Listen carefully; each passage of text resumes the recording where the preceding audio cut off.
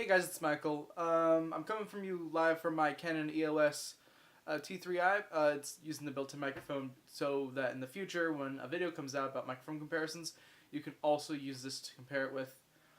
I just got back from Captain Marvel, which was pretty good. Yeah, it's just the entire movie is just a time jump, right? So it basically goes from present day all the way back to 1996, and then there's some bits and pieces 6 years earlier in '89, and basically the entire movie serves to fill some just plot holes that Marvel's just had around, like how did Nick Fury get the Infinity Cube Tesseract? Yeah, that's it. In the beginning of the Avengers movie, how did just all of these different things, and then it also fills in the little teasers that Marvel's been spitting out, like, oh, someone who has been there from the beginning is going to be a Skrull. Ooh, who's going to be? It just fills in a lot of these plot holes. So I just wanted to come out and say, like I see in the movie, it's pretty good. Not gonna lie, and it's just it. The entire movie is basically just shaped around a lot of references to the '90s, like the fact that they crash landed a Blockbuster, the fact that they need some tech, so they go to Radio Shack, which has been pretty much dead for 2 years at this point, which is kind of sad. Yeah, it just the entire thing it just serves around this whole fan service to their less young fans, which is kind of strange for Marvel because they're normally marketing at a really young audience like the Avengers movie. And yet now they've sort of built their way up to, even in the theaters I saw this, everyone like that was in the theater literally sat down and waited for the first end card because everyone knows about Marvel's end cards.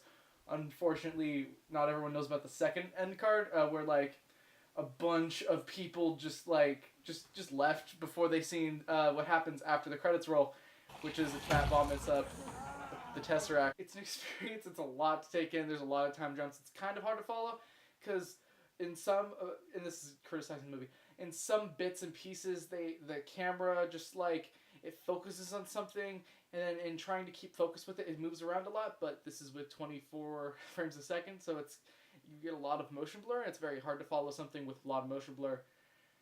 Yeah, it's just good. It's a good movie. If you guys get a chance to see it, you should go watch it.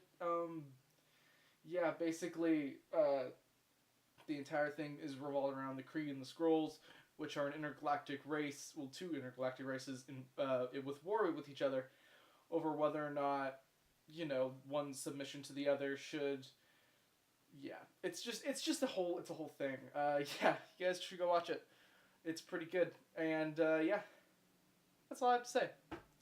Yeah, if you guys like this video, hit the like button. If you're new here, hit subscribe. I've got a lot of pieces of content like this rolling out. In addition, I have a microphone comparison video coming up.